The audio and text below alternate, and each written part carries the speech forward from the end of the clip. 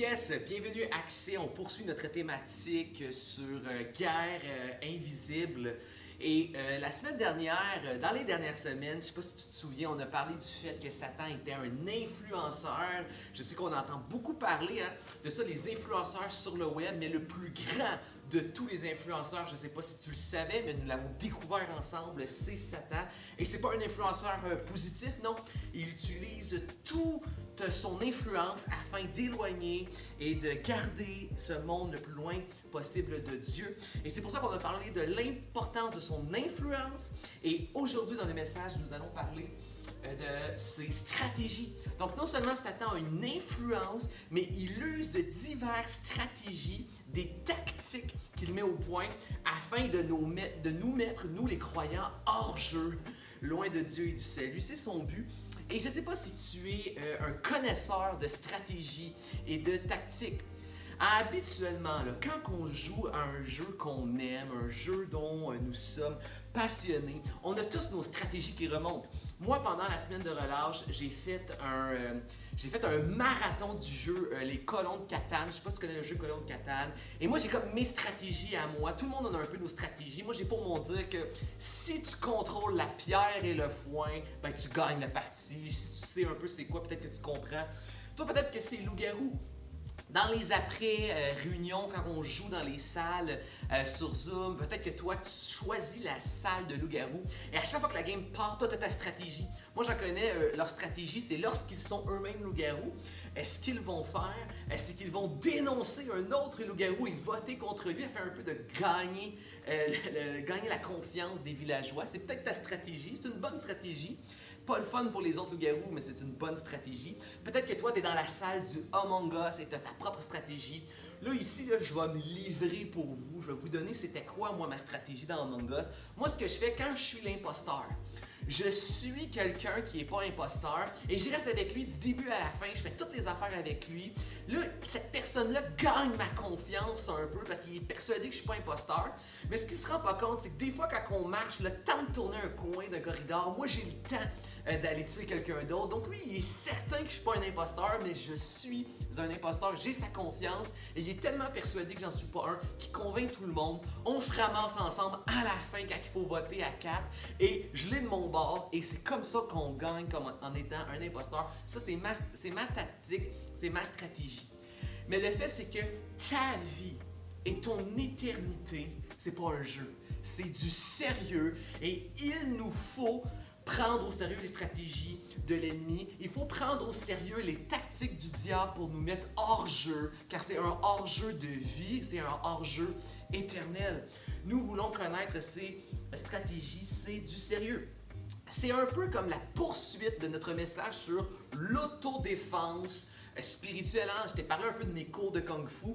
On doit apprendre à voir venir d'avance les attaques de l'adversaire. On doit être capable d'intercepter ces attaques et répondre par la vérité de la parole de Dieu. Mais je te rappelle des choses importantes quand on parle de combat spirituel. Nous avons un ennemi, Satan, les démons et les influences spirituelles. Nous avons un ennemi qui est déjà vaincu. Tu dois toujours garder ça en tête. Toujours garder ça en tête. Ton ennemi, il a été vaincu et défait complètement par Jésus-Christ à la croix. Satan est un ennemi vaincu, un ennemi actif, un ennemi influent, un ennemi avec des tactiques, mais il a été vaincu. Je sais que parfois, dans d'autres églises, dans certains mouvements, on enseigne qu'on doit se battre, on doit avoir un combat spirituel, on doit se battre contre Satan et les démons pour gagner des bénédictions de Dieu, comme si Satan et les démons étaient capables d'empêcher Dieu, qui est tout-puissant et qui a déjà vaincu Satan à la croix, comme si Satan et les démons étaient capables d'empêcher Dieu de nous bénir. Or, la Bible déclare, et c'est la Bible la vérité, c'est pas ce que Satan dit, la Bible déclare qu'en Jésus, nous avons tout reçu pleinement, toute bénédiction spirituelle de Dieu. Donc, si tu appartiens à Jésus, en Jésus, tu as tout ce que Dieu veut pour toi, pour cette vie, mais aussi même pour l'éternité. Donc, tu as tout reçu. Les démons ne peuvent pas t'empêcher. Satan est vaincu, on l'a vu. Sa seule puissance, c'est son mensonge. Sa seule puissance, c'est son influence. Donc, ne crois pas ses mensonges, ne lui accorde pas de l'influence. Parce qu'à la base, Satan n'en a pas. Si tu es en Jésus, Satan n'a pas d'influence, n'a pas d'autorité. La personne qui va avoir le dernier mot sur ta vie ne sera jamais Satan, l'enfer, les démons. Ça sera toujours Dieu. Si tu appartiens à Jésus-Christ, celui qui va avoir le dernier mot sur ta vie, c'est Dieu. Dieu. Donc Satan n'a pas d'autorité. Satan n'a pas de puissance. Satan ne peut pas empêcher les bénédictions de Dieu. Satan n'a pas cette puissance, cette autorité-là. Tu n'as pas à gagner l'amour de Dieu. Tu n'as pas à gagner la bénédiction de Dieu. Tu n'as pas à venir gagner ton salut. Tu n'as pas à faire quelque chose pour prouver que tu ne dois pas aller en enfer. C'est Jésus qui a déjà fait ça. Jésus a vaincu Satan, vaincu le péché, vaincu la mort et vaincu l'enfer à la croix. Si tu es en Jésus-Christ, tu n'as pas à combattre pour gagner. Ce que l'on combat, en fait, c'est pour préserver. On ne veut pas laisser l'influence de Satan et le mensonge de Satan et les tactiques de Satan venir nous retirer ce que Jésus t'a pleinement acquis à la croix. On ne combat pas pour gagner, on combat pour demeurer dans la victoire, rester dans la victoire, préserver notre précieuse victoire que nous avons en Jésus-Christ.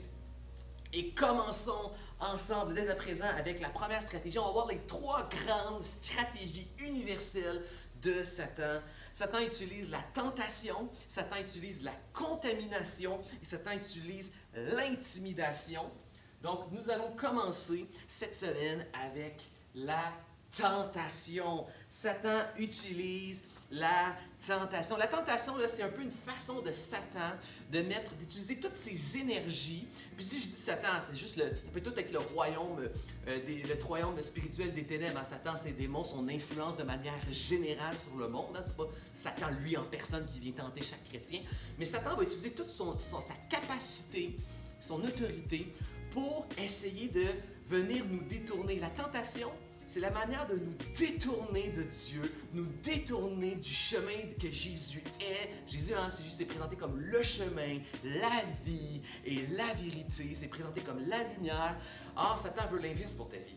Il veut que tu ne sois pas sur le bon chemin, il veut que tu sois perdu, il veut pas que les choses soient claires et véritables, la vérité et la lumière de Jésus-Christ. Il veut que tu sois dans le mensonge, il veut que tu sois confus, il veut que tu sois mélangé et il veut que tu te diriges vers la mort et non vers la vie. En Jésus-Christ, je suis sur le vrai chemin, le bon chemin. Je suis dans la vérité, je suis dans la lumière et je me dirige vers la vie. Mais hors de ce chemin, je suis perdu, mélangé dans le mensonge, les ténèbres me dirigeant vers la mort. La tentation, c'est un peu pour te détourner et t'attirer vers lui. C'est un peu, Satan a été vaincu, il est destiné à la mort, il est destiné à être enfermé. Je le rappelle, l'enfer, c'est pas le royaume de Satan. L'enfer, c'est la prison de Satan et tous ceux qui ont décidé de le suivre. Donc les anges rebelles, ce sont les démons qui ont décidé de le suivre. Et les êtres humains qui décident de se rebeller contre Dieu, de suivre Satan dans cette rébellion. Donc celui qui, Satan, essaie de te lancer des bonbons, si on peut dire, pour que tu le suives, il sait que sa destination, c'est l'enfer et il veut en amener le plus avec lui par vengeance. Et dans le fond, la tentation, c'est un hameçon. On lance un hameçon, on met un verre pour attirer le poisson. Donc on va tenter le poisson, on va accrocher le poisson, on va sortir le poisson, on va le découper et le dévorer. La Bible dit que Satan est comme un lion qui cherche la proie qu'il va mettre en pièces, qui cherche la proie qu'il va dévorer. Et en fait, la tentation, c'est le hameçon de Satan pour t'attirer avec quelque chose que tu aimes, mais ensuite te pogner bien comme il faut et te sortir et te mettre en pièces, t'amener dans le fond dans le même endroit où il s'en va, c'est-à-dire la condamnation et l'enfer. Et Satan est très bon. Il y a des milliers d'années qu'il observe l'humanité, il sait très bien de quoi l'humain est fait. Et Satan aura toujours le péché tentant que ta chair désire et voudrait avoir. Il sait quoi donner à ton ventre pour t'attirer. Il sait ce que tu aimes. C'est un peu comme ces cambrioleurs et ces voleurs qui veulent aller voler des voitures de luxe. Mais là, les voitures dans la cour à voitures sont protégées par des chiens de garde très méchants. Qu'est-ce que les voleurs vont faire? On les a observés, les chiens.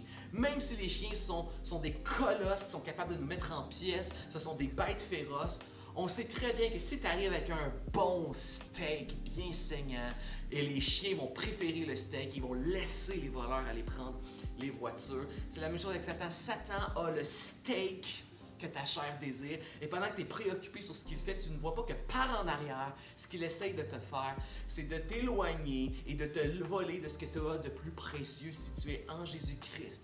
L'œuvre de Christ à la croix qui prend ta place, ton péché, ton imperfection et reçoit la mort que tu méritais à ta place afin qu'en lui, tu vives pour l'éternité, que tu aies un sens, une valeur et un but à ta vie. Tu sais où tu t'en vas, tu as une destination. Tout ça, tu le reçois à cause de Christ qui fait juste prendre ta place. Il prend ce que tu es et il te donne ce qu'il est, avec tout ce qui vient avec et la destinée et tout cela. Et ce que tu ne réalises pas, c'est que pendant que tu regardes et tu salives devant le steak que Satan te met devant le visage, par en arrière, il cherche à ce que tu t'éloignes, tu te délaisses et que tu te fasses voler, même que tu méprises cette œuvre. Il n'y a rien de plus précieux que l'œuvre de Christ pour nous, à notre place.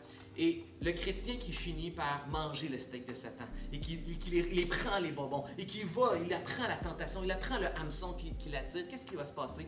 Est-ce que Dieu te renie? Est-ce que tu cesses d'être un enfant de Dieu parce que tu acceptes la tentation de Satan? Parce que peut-être dans ta vie présentement, tu pratiques le péché. Tu commets des actions, tu consommes des choses, tu poses des actions que tu sais très bien qui s'opposent à ce que Dieu veut pour toi, à la volonté de Dieu, à ce que Dieu a révélé, déclaré et dit dans sa parole de Dieu. Tu le sais très bien dans ta conscience que tu poses des actions qui sont mal, tu penses des choses qui sont mal, tu dis des choses qui sont mal, tu fais des choses, et tu fais des choses à des gens peut-être qui sont mal. Et tu le sais à l'intérieur de toi, ta conscience. Et qu'est-ce qui se passe avec ça lorsque tu acceptes la tentation de Satan et que tu commets le péché? Est-ce que tu cesses d'être enfant de Dieu? Si tu connaissais Dieu, si tu crois en Jésus, si tu appartiens à Jésus, est-ce que tu cesses d'être enfant de Dieu? Est-ce que Dieu va te renier? Est-ce qu'il raye ton nom de la liste du paradis de la vie éternelle? Si tu demeures en Jésus-Christ, non. Non, non, non. C'est exactement la mission et la raison pour laquelle Jésus est venu à la croix. Il savait très bien qu'un peu comme, de la même manière que l'aimant est attiré naturellement vers le métal, l'être humain contaminé par le péché est attiré naturellement à vouloir suivre Satan en rébellion contre Dieu, à se choisir, comme on dit, à se choisir soi-même et aller vers le péché. C'est la tendance naturel de l'être humain. Jésus le savait très bien. Il savait que c'est la raison pour laquelle l'être humain est incapable d'être parfait et d'atteindre les standards de perfection de Dieu, d'atteindre Dieu. Et c'est pour ça que Jésus, lui, a décidé de venir lui-même ici, être parfait à notre place, atteindre pour nous les standards de Dieu et prendre à la place notre imperfection, notre péché et nos conséquences. Et c'est pour ça que Jésus est venu. Donc, si tu es en ce Jésus-Christ qui a pris ta place, en lui, il y aura toujours en Jésus la grâce. En Jésus, il y aura toujours la grâce et le pardon de couvrir ton péché, de pardonner ton péché, de remplacer ton péché par sa perfection à lui. Et en Jésus, il y aura toujours pardon, grâce, amour et couverture de ton péché. Mais la réalité, c'est que l'être humain, si on s'attache et on s'attache et on s'attache vers Satan, inévitablement, quelque part, on s'éloigne de Christ. Donc, si tu réalises que tu as écouté Satan, que tu as suivi Satan, que tu es allé vers le péché, vers Satan, il y a toujours possibilité de revenir à Jésus, d'appartenir à Jésus, de t'attacher à Jésus, bien sûr. Mais Satan connaît très bien la condition de l'humanité. Il sait que celui qui s'attache de plus en plus à Satan, quelque part, il s'éloigne aussi de plus en plus de Dieu. Et ultimement, ça amène des chrétiens qui se sentent nuls. Un chrétien qui aime Jésus, qui veut rester à Jésus, mais qui continuellement accepte la tentation de Satan, ça fait des chrétiens qui sont tristes, des chrétiens qui se sentent nuls, impuissants, qui se sentent esclaves, qui se sentent loin de Dieu. Et ultimement, ça amène toujours des chrétiens à abandonner l'Éternel, à abandonner Dieu, à abandonner l'œuvre que Dieu nous a offerte en Jésus-Christ. Donc, abandonner la vie éternelle et ce que Dieu a pour nous. Et c'est ça la plus grande tragédie. C'est ça la plus grande tristesse. Et c'est pourquoi nous devons apprendre à dire, d'accord, oui, en Jésus-Christ, j'aurai toujours accès à la grâce, mais je veux apprendre à reconnaître la tentation, je veux apprendre à me détourner de la tentation. Et si il arrive que je tombe, il y aura toujours grâce en Jésus-Christ, mais je veux développer une attitude d'autodéfense spirituelle où je reconnais la tentation et je résiste selon la vérité de la parole à la tentation et je retourne à la grâce de Jésus-Christ. Et c'est pourquoi j'aimerais ensemble qu'on prenne le temps de lire le premier péché. On parle de les tentations, on parle des tactique du diable. Nous allons voir la toute première fois que Satan est rentré en communication avec l'être humain. Hein, c'est dans le Jardin d'Éden, dans le premier livre de la Bible, en Genèse. Satan va se présenter à Ève et on va voir comment que Satan va essayer de manipuler justement son influence, hein, son pouvoir sur le mensonge. Il va essayer de manipuler la pensée de Ève et comment graduellement il va prendre Ève qui est obéissante envers Dieu et il va l'amener tranquillement vers une rébellion. Il va l'attirer dans sa rébellion, il va la tenter pour le péché. Donc justement, prenons quelques temps pour lire cette première influence de Satan, cette première tactique de Satan, ce premier péché et voyons justement c'est quoi la tactique du diable pour nous tenter, nous amener vers le péché. Et ultimement, c'est toujours et encore, des milliers d'années plus tard aujourd'hui, la même tactique que Satan utilise envers nous. Donc, c'est dans le livre de Genèse, le tout premier livre, 3e chapitre, les versets 1 à 6. Nous allons lire ensemble. Le serpent était le plus tortueux de tous les animaux du champ que l'Éternel Dieu avait fait. On voit dans la Bible plus loin que c'était Satan qui a pris la forme d'un serpent.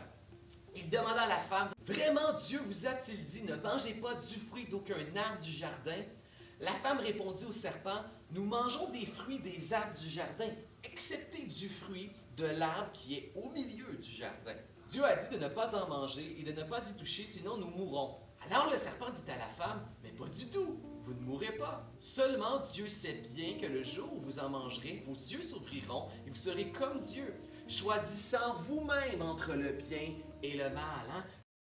Qu'on prenne le temps de lire le premier péché, on parle de les tentations, on parle des tactiques du diable. Nous allons voir la toute première fois que Satan est rentré en communication avec l'être humain. Hein, c'est dans le Jardin d'Éden, dans le premier livre de la Bible, en Genèse. Satan va se présenter à Ève et on va voir comment que Satan va essayer de manipuler justement son influence, hein, son pouvoir sur le mensonge.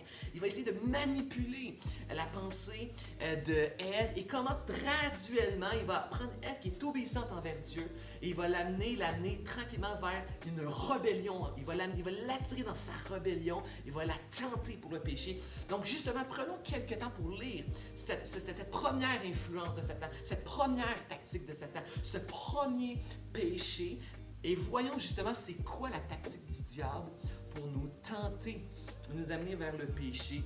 Et ultimement, c'est toujours et encore, des milliers d'années plus tard aujourd'hui, la même tactique que Satan utilise envers nous. Donc, c'est dans le livre de Genèse, le tout premier livre, 3e chapitre, les versets 1 à 6.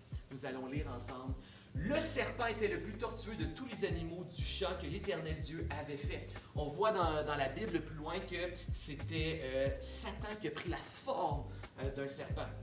Il demanda à la femme, « Vraiment Dieu vous a-t-il dit, ne mangez pas du fruit d'aucun arbre du jardin? » La femme répondit au serpent, « Nous mangeons des fruits des arbres du jardin, excepté du fruit de l'arbre qui est au milieu du jardin. » Dieu a dit de ne pas en manger et de ne pas y toucher, sinon nous mourrons. Alors le serpent dit à la femme, « Mais pas du tout, vous ne mourrez pas. Seulement Dieu sait bien que le jour où vous en mangerez, vos yeux s'ouvriront et vous serez comme Dieu, choisissant vous-même entre le bien et le mal. Hein? Ce que Satan veut, c'est plus Dieu qui décide ce qui est bien et ce qui est mal, c'est plus Dieu qui prend des décisions. Non, tu deviens ton propre Dieu. Tu te choisis toi-même, tu choisis ta propre vérité, tu choisis ta propre morale, tu choisis de vivre comme tu le veux. C'est ce que Satan veut nous amener, il veut nous attirer dans notre rébellion, il veut qu'on se choisisse nous-mêmes. C'est nous qui déterminons ce qui est vrai et ce qui est faux. C'est nous qui déterminons ce qui est bien et ce qui est mal. Le problème, c'est que c'est Dieu qui a créé ce monde. C'est lui qui est la bonté et la vie lui-même. C'est lui qui détermine ce qui est vrai et ce qui est faux. Il est la vérité. C'est lui qui détermine ce qui est bien et ce qui est mal. C'est lui la bonté, c'est lui qui a créé ce monde. Et quand on fait nous-mêmes les propres règles, qu'est-ce qui se passe? L'être humain n'a pas le pouvoir de s'amener plus loin que tout ce que les êtres humains se sont amenés dans l'histoire de l'humanité, c'est-à-dire se rendre jusqu'au cimetière. Ça ne sert à rien de choisir sa moralité, ça ne sert à rien de choisir sa vérité. La vérité, la moralité et la vie ne viennent que de Dieu qui est créateur. Alors la femme vit que le fruit de l'arbre était bon à manger, agréable aux yeux, qu'il était précieux pour ouvrir l'intelligence. Elle prit donc de son fruit, en mangea, elle en donna aussi à son mari qui était avec elle, et il en mangea. Donc ici, là, quand on regarde cette première manipulation de Satan qui amène vers le péché, on pourrait voir ensemble ce qu'on pourrait appeler le chemin de la tentation. Donc, toutes les étapes vers lesquelles Satan a amené tranquillement Adam et Ève à pécher. remarquez ce qui se passe. Et Satan fait exactement encore la même chose avec nous aujourd'hui. Remarque-le dans ta vie. Regarde à ces endroits où Satan agit de cette manière-là. Première chose que Satan fait, tu vois, il va transformer le commandement en question. Dieu a dit quelque chose. Il a dit, vous pouvez manger de tous les arbres, mais pas de celui-là. Et premièrement, Satan s'approche et Satan pose une question. Est-ce que c'est vraiment ça que Dieu a dit? Satan nous amène à questionner ce que Dieu dit. Donc la première chose qu'on se fait, on commence déjà à dire, oh, peut-être que je pourrais pécher, peut-être que je pourrais me permettre de commettre ce que je sais que Dieu a dit était mal. La deuxième chose que Satan fait, regarde, il insiste sur l'interdiction, insister sur l'interdiction. Satan n'a pas regardé à toutes les bonnes choses que Dieu a données. Regarde comment c'est incroyable. Dieu a dit, tu peux manger de tout. Voici un jardin luxuriant. Pense à un jardin exotique. Imagine la jungle, tous les fruits du monde entier. Voici tout ce que j'ai créé pour toi, tout ce que j'ai fait pour vous. Voici toute la grâce, la bonté et l'abondance que je vous donne. Je vous mets juste une limite. Ça, c'est interdit. Satan jette aux poubelles tout ce que Dieu a donné et il insiste uniquement sur le seul arbre, le seul fruit qu'il ne pouvait pas donner pour les amener à transgresser la ligne que Dieu a établie. Il insiste sur l'interdiction. Satan va insister sur ce que tu considères être négatif de Dieu. Il va insister sur l'interdiction. Il veut détourner ton regard de la beauté et de la bonté de Dieu. Et ça va avec le prochain point. Satan veut t'amener à oublier la bénédiction. Il veut que tu oublies que Dieu a donné beaucoup de choses. Il veut oublier tout ce que tu as reçu en Jésus-Christ. Il veut que tu oublies même sa protection. La plupart de ces règlements, c'est pas parce que Dieu est un trouble-fête, c'est pas parce que Dieu n'aime pas la joie. Dieu a créé la joie. Dieu a créé la fête. Dieu a créé la nourriture. Dieu a créé les jeux. Dieu a tout créé ce qui est beau et ce qui est bon. La parole le dit, hein? Tout ce qui est bon, tout ce qui est bon dans ce monde vient de Dieu.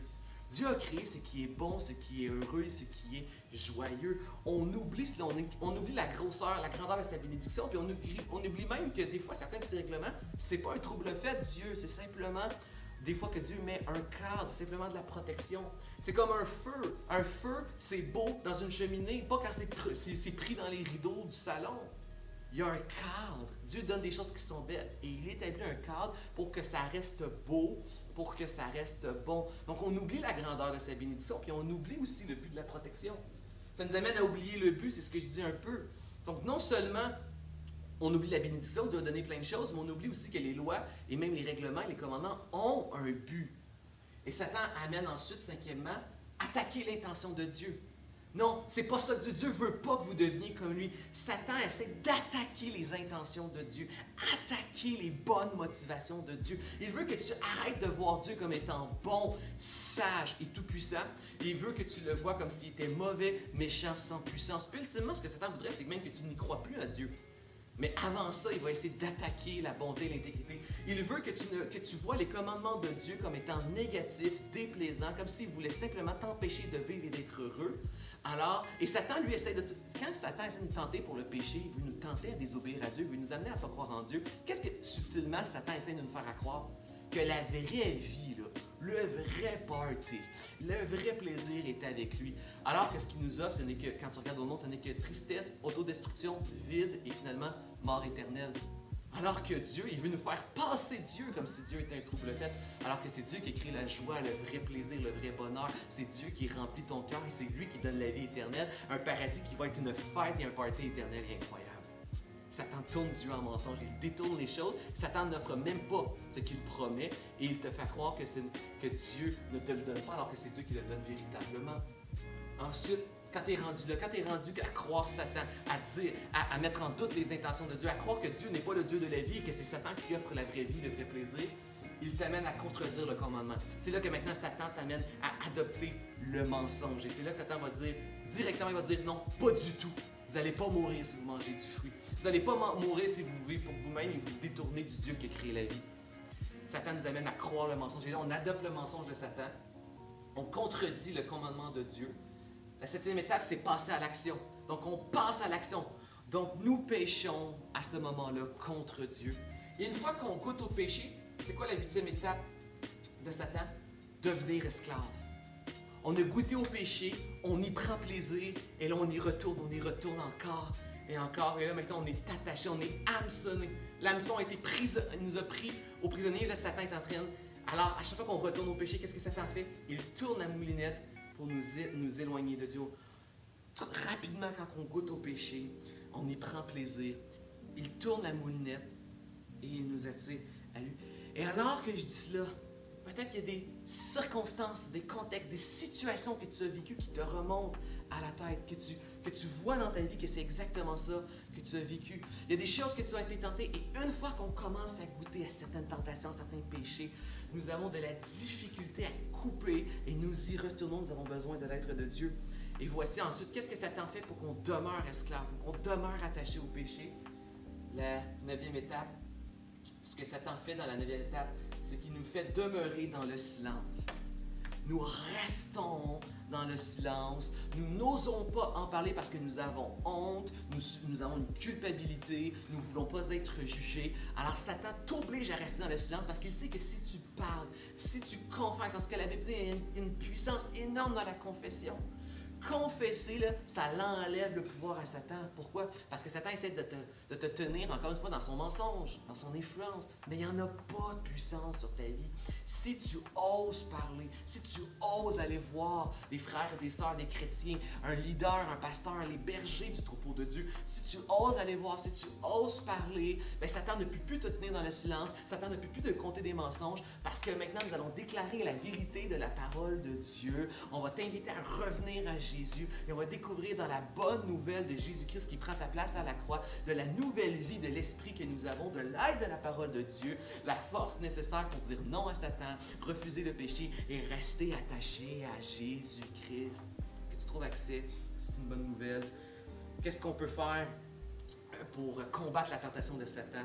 Eh bien, il faut premièrement, ta force la plus grande pour combattre les tentations de Satan, c'est comprendre et réalise la beauté et la puissance de la grâce que nous avons en Dieu. La grâce, c'est quotidiennement, j'ai besoin de ce temps d'arrêt, j'ai besoin de ce temps de prière où je réalise à chaque jour à quel point, oui, je suis pécheur, oui, comme un aimant vers le métal, je suis attiré naturellement vers Satan, attiré naturellement vers la rébellion, attiré naturellement à vouloir me choisir et décider pour moi-même ce qui est vrai, ce qui est faux, ce qui est bien, ce qui est mal.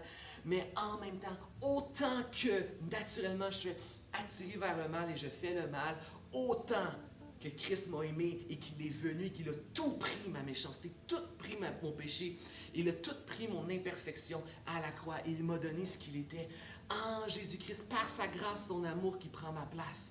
Je sais que mon péché, mon imperfection a été cloué, tué et mort à la croix. Et maintenant, en Jésus-Christ, à cause de sa grâce, je suis une créature nouvelle, je suis ressuscité, j'ai une vie spirituelle, j'appartiens à Jésus, j'ai une destination nouvelle et j'ai accès en lui à une grâce, un amour, une aide et une puissance spirituelle pour rejeter le péché et vivre pour lui. Et s'il arrive que je chute, s'il arrive que je me perde, s'il arrive que j'ai accepté une tentation de Satan, eh bien, je cours à Jésus-Christ. Je réalise que le but de Satan, c'est le steak, c'est me voler la bénédiction.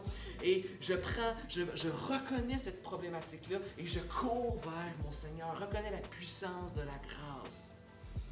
Et si jamais tu chutes, ne t'éloigne pas, ne donne pas raison à Satan, ne te laisse pas mettre en échec, cours et retourne au but, cours et retourne à Jésus-Christ. On a besoin de la puissance de la grâce. On a besoin de la parole de Dieu. Satan attaque par le mensonge et la vérité, nous l'avons dans la parole de Dieu. Nous avons besoin de la parole de Dieu. Et quelque chose qui manque à tellement d'entre vous, à tellement de chrétiens et de croyants, à tellement de jeunes, c'est la présence quotidienne de la Bible. Et je sais peut-être que tu dis, oui, mais je trouve ça difficile de lire la Bible, Simon. Je ne comprends pas toujours, je trouve ça long, il y a tout ça. Et je suis conscient, j'ai eu ton âge, et même encore aujourd'hui, des fois, ça m'arrive de trouver des choses compliquées. Encore aujourd'hui, des fois, ça me demande de la discipline de lire la Bible. Et même si je ne comprends pas tout, voici c'est quoi le bénéfice. Quand tu le fais parce que tu veux, justement, quand tu lis la Bible parce que tu désires, justement, développer un regard un record sur le monde qui est biblique. Tu désires lire ta Bible parce que tu sais qu'à force de mariner dans la vérité, tu apprends à mieux reconnaître le mensonge, à mieux discerner justement les stratégies, les attaques de Satan. Et tu es capable de les éviter. Tu es capable de voir plus loin que le mensonge. Tu vois la vérité de Dieu. Tu sais mieux choisir. Donc, oui, je ne comprends pas toujours. Mais au moins, ça me donne une bonne diète, un bon régime spirituel. Et à force de consommer la parole de Dieu, et à force de lire la Bible, ma perspective change, ma vision change, ma pensée change, mon cœur change et finalement ma vie change. Donc, apprends à mettre la parole de Dieu, la vérité de Dieu dans ton quotidien. Troisièmement, on a besoin de la foi. Souvent, ce qui arrive, c'est que Satan nous propose un mensonge et on a envie de le prendre, on a envie de le saisir, mais on ne voit pas plus. On a besoin de foi pour savoir. Ça me demande de la foi de refuser le mensonge, le plaisir immédiat et faire confiance que Dieu a quelque chose de mieux et de plus grand pour moi. Ça demande une foi. Ça demande de la foi de dire à Dieu, non, je refuse la pornographie qui est l'empire de Satan pour attaquer et détruire des croyances. Je refuse la pornographie. Je sais que Dieu a mieux pour moi. Je sais que Dieu va me combler. Je sais que Dieu a un amour plus grand pour moi. Peut-être que Dieu même a un époux ou une femme pour moi. Dieu a quelque chose de mieux et de vrai. Non pas un plaisir immédiat qui détruit, qui rend esclave, mais quelque chose de plus beau et de plus grand et qu'ultimement c'est la vie éternelle. Je refuse le plaisir immédiat pour quelque chose de plus grand. Ça demande de la foi. Ça demande de connaître la vérité. Ça demande d'être capable de voir Satan venir de loin et mettre en échec sa tactique. Mais ça demande de la foi de voir plus loin. Ça demande de la foi de voir la vérité de Dieu et de voir à la lumière de l'éternité.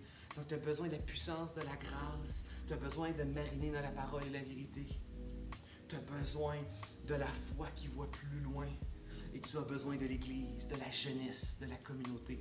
Jamais a été aussi sérieux le besoin d'être solidement unis les uns aux autres. On a besoin des frères et des sœurs. On a besoin des leaders, des pasteurs et des bergers. On a besoin des uns et des autres. J'espère que quand la jeunesse en présentiel va réouvrir, tu vas te dépêcher de revenir. J'espère que même en ce moment, si la jeunesse est encore fermée pour peu de temps, que tu entretiens régulièrement des liens. Nous avons besoin. Si nous nous retrouvons seuls devant Satan, comme une branche de bois que tu prends sec, nous cassons facilement. Mais lorsque nous sommes tous la communauté ensemble, plein, une centaine de baguettes de bois, nous ne pouvons pas être cassés parce que nous sommes unis les uns les autres et les uns les autres, nous sommes unis à Christ notre Seigneur qui a une pleine victoire à la croix pour nous. Soyons solides et solidement unis ensemble. Accès, est-ce que je peux entendre un gloire à Dieu? Yes! Yes, accès, nous avons parlé de la tentation dans un premier temps et maintenant dans un deuxième temps, nous parlons de la contamination. Vous savez, la contamination, nous en avons beaucoup parlé quand même dans les dernières semaines lorsqu'on parlait de l'influence particulièrement de Satan. La contamination, c'est que, eh bien, Satan, son but numéro un, son but numéro un, c'est de nous tenir loin de Dieu, de nous empêcher maintenant de maintenir l'humanité dans une rébellion contre Dieu, de ne pas recevoir le salut qu'il nous offre en Jésus-Christ. Ça, c'est le but de Satan. Mais si Satan ne peut pas t'empêcher de découvrir Dieu, de découvrir la bonne nouvelle de Jésus-Christ, qu'est-ce que Satan va essayer de faire dans ta vie? On en a parlé premièrement, c'était la tentation. Donc, un peu comme avec un hameçon qui attire le poisson, c'est nous éloigner de Dieu. Et une autre de ces stratégies, si nous appartenons à Dieu, bien, c'est de venir contaminer nos croyances. Hein, on l'a vu, ça fait beaucoup aussi partie de la tentation. C'est venir semer le mensonge, le doute et l'incrédulité dans la vérité. De venir semer de fausses et mauvaises croyances.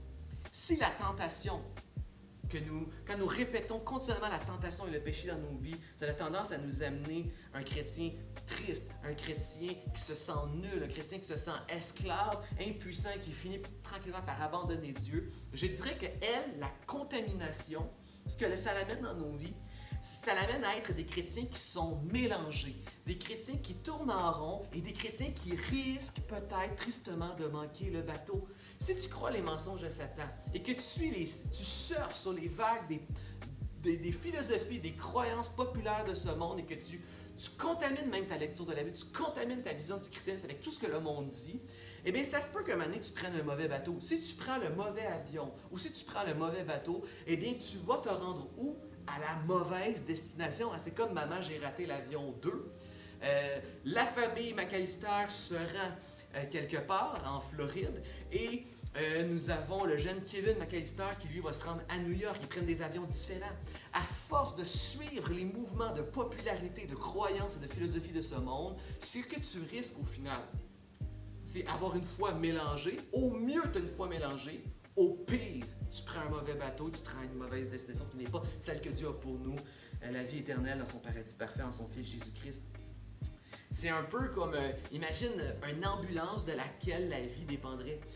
J'avais lu justement il y a environ 1 an dans un journal qu'il y a eu une ambulance parce que leur GPS avait donné une mauvaise indication d'un mauvais lieu, ils se sont rendus au mauvais endroit et à cause que l'ambulance était mélangée, à cause que l'ambulance s'est perdue, la personne est morte. Une personne est morte à cause d'une ambulance qui tournait en rond, qui était mélangée et qui s'est perdue. Et c'est vraiment triste. C'est vraiment triste quand on réalise qu'au niveau de la vie éternelle, c'est un peu ce que nous vivons un peu dans cette vie. Des fois, nous sommes mélangés parce qu'on est perdu dans la vérité biblique, on est perdu dans les mensonges, la contamination de la vérité dans ce monde. On est perdu, on tourne un peu en rond et il y a des gens des fois qui en écopent. Les gens autour de nous, alors que nous sommes appelés à être une lumière qui mène à Jésus, si toi-même tu es perdu et mélangé, comment peux-tu être un chemin? Comment peux-tu être une lumière? Comment peux-tu être un panneau d'affichage qui annonce la voix de Jésus-Christ si toi-même tu es perdu? C'est pourquoi que Paul va dire à Timothée, qui est un jeune leader, un jeune pasteur en formation, Paul va dire « Applique-toi à l'étude, à la lecture et à l'étude de la Bible, afin que non seulement elle te conduise toi à la vie, mais aussi ceux qui t'écoutent, ceux qui dépendent de toi. » Et c'est la même chose à accès que j'aimerais dire. Applique-toi à l'étude, à l'amour de la Bible, à la lecture de la Bible, à l'étude de la Bible, afin qu'elle puisse te conduire dans la vie éternelle, mais aussi ceux qui dépendent de toi, ceux qui t'écoutent et ceux qui te voient. On a parlé dans la société un peu, dans un dernier message, il n'y a pas très longtemps, de tous les modes de pensée de ce monde, les différentes religions, philosophies, la vision scientifique aussi, des fois qu'on adopte un peu comme une religion. On a vu la pression de la société, les pressions populaires sur plein de modes d'idées. Ce qui se passe aussi des fois à l'école, dans les médias, les réseaux sociaux, Internet, YouTube. On a tout parlé de cela un peu. Donc, je ne vais pas refaire la liste, reparler de les modes de pensée de ce monde, comment des fois que c'est un mensonge, comment répondre par la vérité de la parole. Donc, si jamais ça t'intéresse, tu peux aller voir les messages passés sur l'influence de Satan sur la société. Mais l'idée, c'est de se rappeler, nous devons avoir une vision biblique de la vérité, refuser le mensonge et nous devons être clairs tout en restant dans l'amour et la compassion. Ça, c'est important. L'amour et la compassion, c'est super important. La Bible, elle nous enseigne la véritable tolérance. Aujourd'hui, dans la société, la tolérance, tu as remarqué, c'est dire que tout le monde a raison, que tout le monde dit la vérité. Et la tolérance, c'est dire tout est OK. Si c'est bon pour toi, si c'est vrai pour toi, c'est OK. C'est-à-dire que tout le monde est égal. Eh bien, dans la parole de Dieu, nous enseignons la véritable tolérance. La véritable tolérance, ce n'est pas dire que tout le monde a raison, que tout le monde est vrai et que tout le monde est bon. Non, c'est de dire que Dieu qui a créé ce monde, c'est lui qui détermine uniquement ce qui est vrai et ce qui est bon. Et le seul chemin, la vie et la vérité et la lumière, c'est Jésus-Christ qui nous a envoyés. Donc ça, c'est la vérité. Ça, c'est la tolérance. Mais la tolérance, c'est que oui, nous voulons être des lumières pour mener les gens à Christ, mais la tolérance, c'est que nous aimons les gens et nous les laissons libres. Le christianisme n'est pas une religion qui impose ses valeurs aux gens. C'est une religion qui pointe à Jésus-Christ et c'est les gens qui acceptent Jésus-Christ qui décident volontairement de renouveler leurs valeurs selon ce que Jésus et Dieu déclarent vrai et bon. Le christianisme n'impose pas des valeurs. Mon but n'est pas de faire en sorte que les gens se comportent comme des chrétiens. Mon but, c'est de présenter Jésus-Christ et en Jésus-Christ, les gens qui décident de choisir réellement Christ et d'être renouvelés en lui vont vouloir ressembler ensuite aux valeurs de Christ graduellement. Mon but, c'est de présenter Christ. Mais ce que la parole nous dit, c'est que c'est Dieu à la fin des temps qui va juger ce monde, mais pas nous. Nous ne sommes pas appelés à être des juges. Nous ne sommes pas appelés à nous fâcher. Nous ne sommes pas appelés à crier après les gens. Nous ne sommes pas appelés à juger les gens. Dieu est un juge et un juge juste. À la fin des temps, Dieu va juger ce monde avec une justice, une justesse sage et parfaite. Et jusqu'à temps qu'on arrive à la fin des temps, au moment que Dieu a déterminé et désiré lui-même, ma job en tant que chrétien, c'est uniquement d'être un témoignage de Jésus-Christ qui est la vie et qui est la grâce, la lumière et la vérité. d'être un témoignage. Et les gens autour de moi, je les laisse libres de croire ce qu'ils veulent, mais aussi de pratiquer ce qu'ils veulent. Je les laisse libres de leurs pratiques, libres de leurs actions, libres de leur foi. Moi, ma seule job, c'est d'être une lumière pour Christ. Et même plus que ça, la Bible seulement, je n'impose pas mes valeurs, je laisse les gens croire ce qu'ils veulent croire et pratiquer ce qu'ils veulent pratiquer. Mais en plus, la Bible me demande de les aimer. La Bible me demande pas simplement de les aimer, mais de les aimer proactivement. Ça fait qu'il n'y a aucune religion qui va jusqu'à ce point-là. La chose la plus proche du christianisme que l'on pourrait retrouver, c'est un peu peut-être dans le bouddhisme, on pourrait dire, ne fais pas aux gens le mal que toi tu voudrais pas qu'on te fasse. Mais tu savais quoi, le christianisme ne dit même pas ça. Le christianisme va encore beaucoup plus loin. Le christianisme te dit non seulement ne fais pas aux gens le mal que tu ne voudrais pas leur faire, mais fais-leur tout le bien que tu voudrais qu'on te fasse, même si eux ne t'aiment pas, même si tu te sens dans une injustice, même s'ils te font du mal, ils t'insultent, toi, aime-les et aime-les en action, en parole, en prière, aime-les proactivement. Ça, c'est la vraie tolérance. La tolérance, c'est non, on ne va pas se taire sur la vérité. Jésus est le chemin, la vérité, la lumière et la vérité et la vie, je voulais dire. Je ne vais pas me taire sur la vérité, je vais être une lumière pour Christ, mais jusqu'à ce que Jésus revienne, les gens sont libres. Totalement libres de croire ce qu'ils veulent, totalement libres de pratiquer ce qu'ils veulent. Moi, je dois simplement partager la bonne nouvelle de la vérité de Jésus-Christ et les aimer proactivement. Même si eux me détestent à cause que je suis un chrétien, même si eux me détestent parce que je dis Jésus est la vie et la vérité, même s'ils me traînent en cours parce que je prêche la parole de Dieu et aujourd'hui, on veut même créer des lois pour empêcher les chrétiens de parler, même si eux sont intolérants, même si eux sont méchants, même si eux sont agressifs, moi, je vais continuer à dire la vérité et je vais les aimer en action, en prière, en parole. Je vais vraiment, même si mon voisin m'insulte, même si mon autre me fait du mal, je vais essayer de trouver des actions pour les aimer, leur démontrer l'amour de Dieu. Je vais tolérer qu'ils croient ou qu'ils pratiquent ce qu'ils veulent, mais je reste une lumière pour la bonne nouvelle de Jésus-Christ. Donc, ne sois pas troublé. Le christianisme, éventuellement, va être attaqué pour ses croyances, pour ce qu'il dit. À l'école, déjà, tu dois voir des fois un peu de résistance, peut-être à la foi chrétienne. Et tu vas voir aussi que les gens vont croire toutes sortes de choses. Et les gens vont pratiquer toutes sortes de choses. C'est pas grave. Joue pas à la police de Dieu. Dieu va faire son jugement. Nous soyons simplement la bonne nouvelle de Jésus-Christ et aimons les gens et laissons jusqu'à ce que Dieu revienne libre de croire et de pratiquer ce qu'il veut, c'est leur pleine liberté. Troisième et dernière stratégie, on en a un peu parlé avec la contamination et le fait que le christianisme n'était pas populaire, c'est l'intimidation. Satan va essayer de te tenter, Satan va essayer de contaminer, semer le mensonge, Satan va essayer de t'intimider. Satan veut nous faire reculer, Satan veut que nous ayons honte d'être chrétiens. Peut-être même qu'on ait tellement peur d'être chrétien qu'on abandonne. Il veut que dans la vie de tous les jours, tu aies honte d'être chrétien et que même que tu amènes à te cacher d'être chrétien. La tentation, ça amène un chrétien à se sentir nul et abandonner Dieu. La contamination, ça amène un chrétien à être mélangé puis tourner en rond. L'intimidation, ça amène un chrétien à être faible, sans puissance, à ne pas montrer la bonne nouvelle de Jésus-Christ. La Bible dit qu'on est censé être une lumière, mais l'intimidation, ça nous amène à vouloir cacher la lumière, que les gens ne voient pas la lumière qui est Jésus-Christ. Nous avons besoin de réaliser que le christianisme ne deviendra jamais populaire, parce que Dieu ne dit pas aux gens ce qu'ils veulent entendre. Il dit aux gens ce qu'ils ont besoin d'entendre. Il ne dit pas, justement, c'est l'inverse de ce que Adam et Ève ont fait. Ils se sont choisis, ils ont voulu décider pour eux le bien, le mal et la vérité. Dieu ne te dit pas que c'est selon ce que tu ressens, c'est selon ce que tu veux. Il te dit, voici ce qui est bien, ce qui est mal, voici la vérité, voici le chemin, la vie en mon Fils Jésus-Christ. Donc, ce n'est pas populaire. Et c'est pourquoi nous avons besoin de connaître, plus que jamais aujourd'hui, nous avons besoin de connaître la parole de Dieu, connaître la grâce de Jésus que Dieu nous a offert. Nous avons besoin d'être unis en tant qu'Église, parce que si dans le monde, nous allons subir de l'intimidation, entre nous, on doit être solide et s'encourager, comme je l'ai dit déjà un peu plus tôt, et on doit être prêt. Une des raisons pourquoi des chrétiens reculent et abandonnent leur foi face à l'intimidation, ou des fois on appelle ça la persécution, c'est parce qu'ils ne sont pas prêts. Moi, quand j'étais jeune, là, je me battais avec mon frère, OK? Puis des fois, ça m'arrivait là, quand j'étais prisonnier parce qu'il me tenait, il était plus grand, plus fort. Je me concentrais, je fronçais les sourcils, je rendais mon front dur et je donnais un coup de tête. On appelle ça en québécois donner un coup de boule.